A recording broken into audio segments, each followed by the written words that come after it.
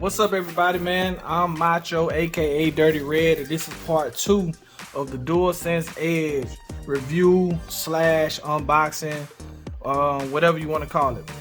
So in this part 2, I just kind of want to go more in depth about the controller. In the first video, I covered the things that come into it, more of an unboxing type of thing, even though I didn't have the box. But this is more of just the aesthetics of what comes with the controller.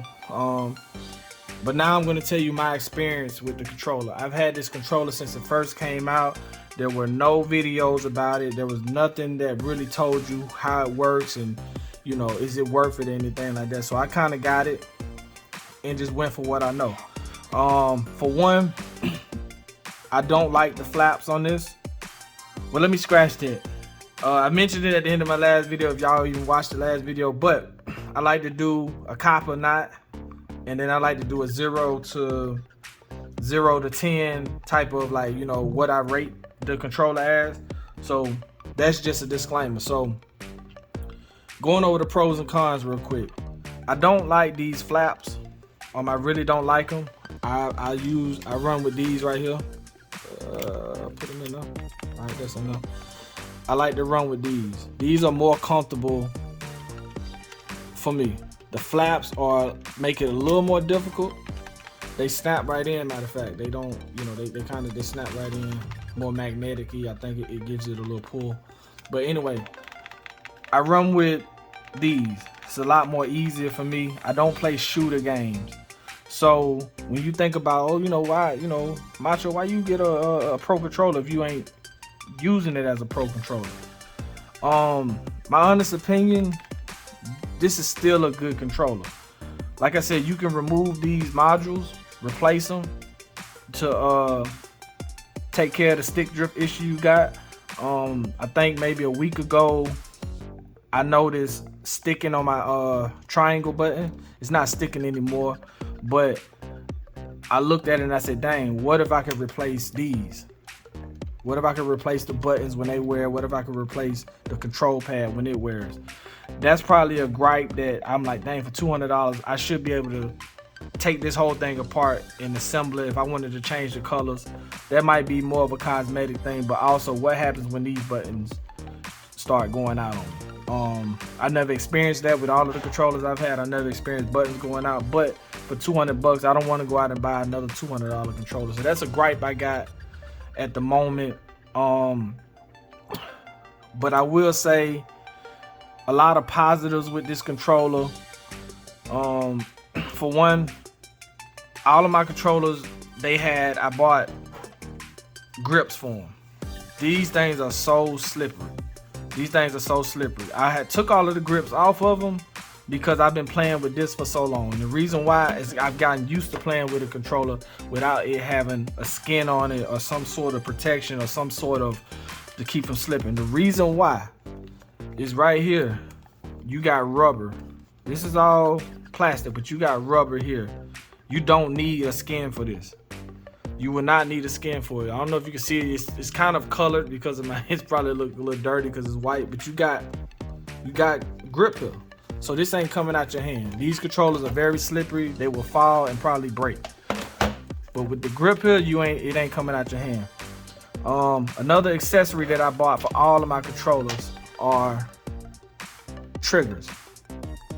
I bought all of them. You see, all my controllers got triggers on them. I like that. The reason why, when you play for a long time, when you game for hours at a time, I might do 4 hours, 2 to 3. But when you're gaming, your hands will get fatigued and they'll start slipping off the controller. So you want to make sure that when you're playing, your stuff ain't slipping. Well, with this, it comes with, even though it's not extended, it has grip there. So I'm not slipping. My hands are not slipping. And that's one positive. Or another positive that I like about the controller is just the grip. Like I said, this is the premium controller. Everything you need in this controller, fresh out the box, it's already there. So that little bit right there, just that little bit of detail, is enough for me, because I'm not buying any skins for the controller. I'm not buying any triggers for it, you know, to extend. So that is a plus for me. The biggest negative in this controller, is battery life.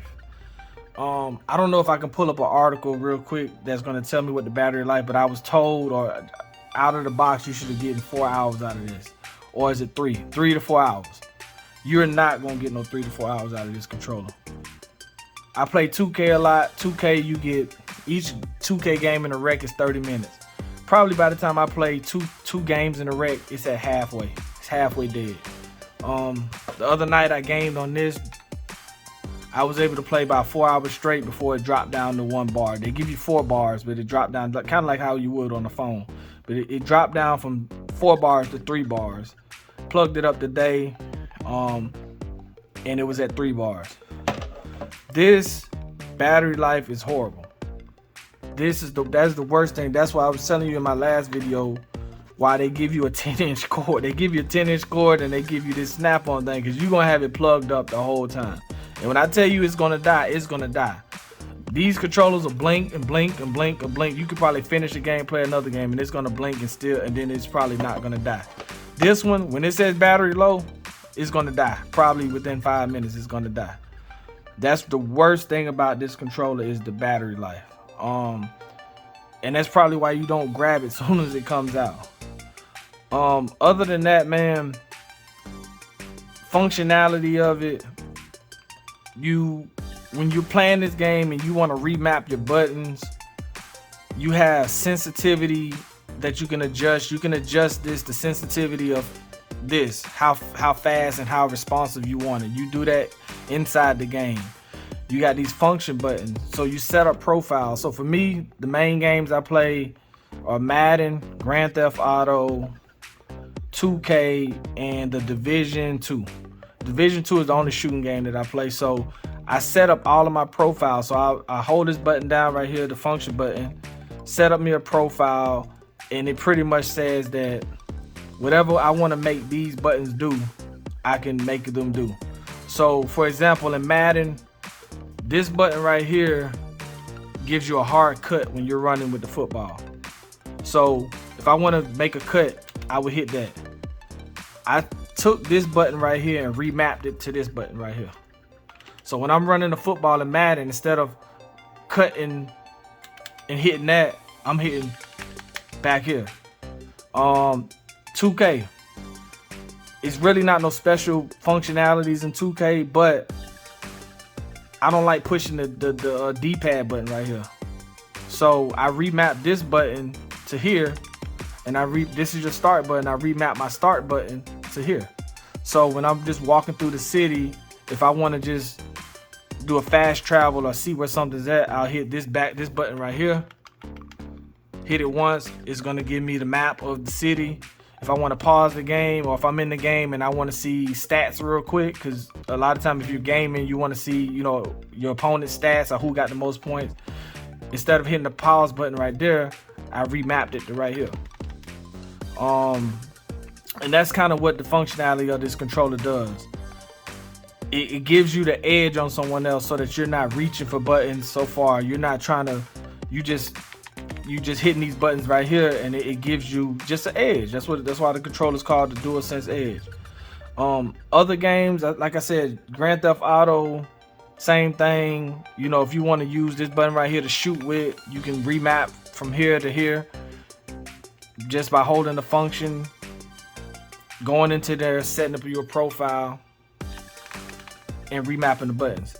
But overall, man, I'm pretty much done with the review.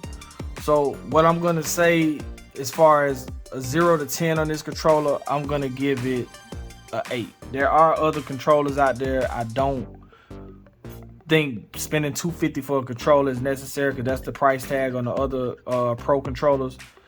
But what I will say, I'm gonna give this an 8.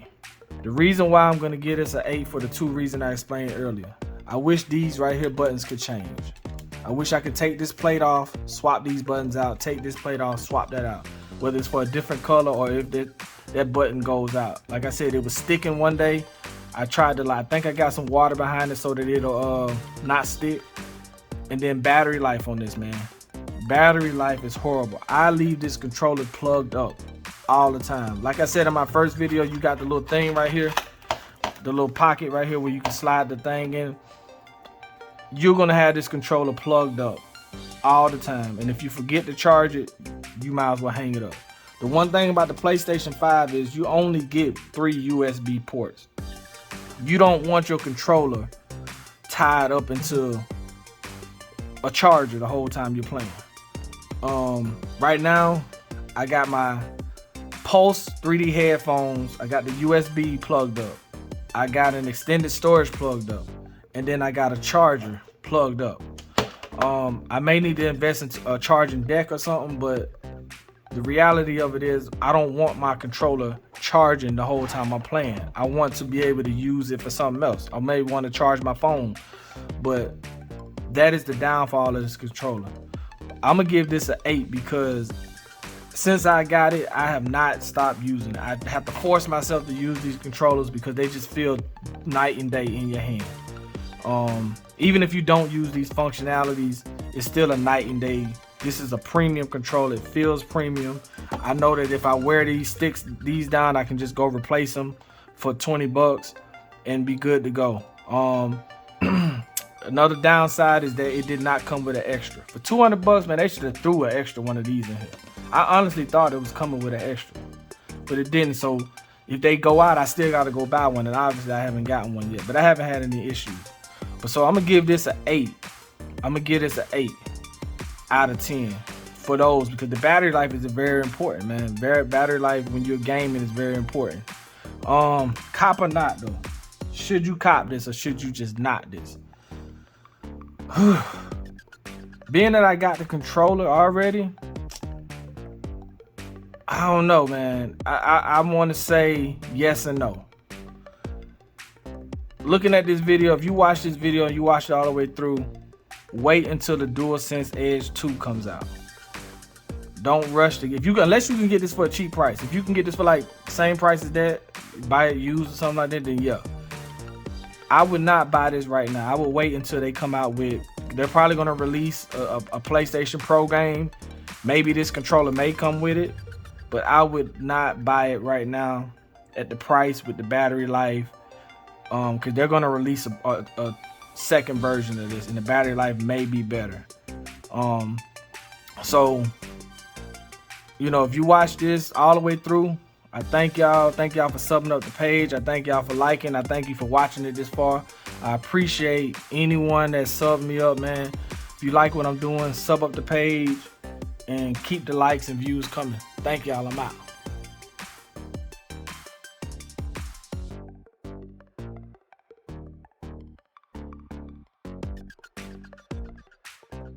Alright, so if you made it this far, then that means you watched both of my videos, and I owe you a tip and a trick on how to get half off or like discounted prices on PlayStation 5 controllers, or really any controller for that matter.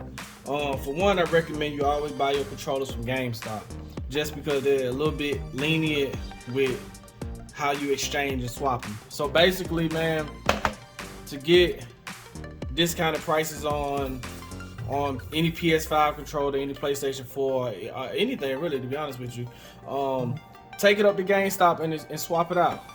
If you got, let's say these two controllers right here got stick drift on them, my bad, stick drift on them, and I take them back to GameStop and say, hey, I don't like these controllers, I want to swap them out. They will first test the controller. Usually with the stick drift, it does not pick up, but you just tell them you want to exchange it, you want to you know, sell it back to the store. For this controller, you may get about $30-$35 for it, store credit. For this one, being that it's the basic controller, you'll probably get $28, maybe $30 for it. They'll test it out, they'll plug it up, do their little test on it, and if it comes back that these controllers are in good condition and they look good, you can get half price or half of that for that, and then maybe a little under half of that. So you add that up, a brand new controller, this one's 60 bucks. You probably might spend $15 getting this controller by saying, hey, I'm gonna use this to towards a new controller. Or you may say, I want a colorful controller, which is gonna be about $70, $75, and you may spend 20 bucks. So, you know, that's it. Any controllers that you got laying around the house, any PlayStation 4 controllers, I see a lot of women that come into the GameStop and they'll be buying their kid a new controller, and then the kid's in line and she'll be like, well, what's wrong with your old controller? Oh, my headset thing got stuck in there and I can't use the microphone no more. She probably should have took that controller to GameStop and said, hey, I want to exchange this controller. They would take it. All they do is take these controllers and send them off to PlayStation and then send them off to Sony, and Sony just refurbishes them and send them back to the store. So, you know, that's a very easy trick, an easy way to just, you know, swap these controllers out, go get your brand new one. I don't recommend getting a refurbished controller, but man, that's a pretty cool trick to just take it up to GameStop, tell them you don't want it, tell them you want to exchange the white one for a purple one. He'll probably give you $30 for this or $28 for that, and that's literally almost half off of this controller brand new. So if y'all made it this far, man, I thank y'all. Like up the page, subscribe to the page, and I'm out.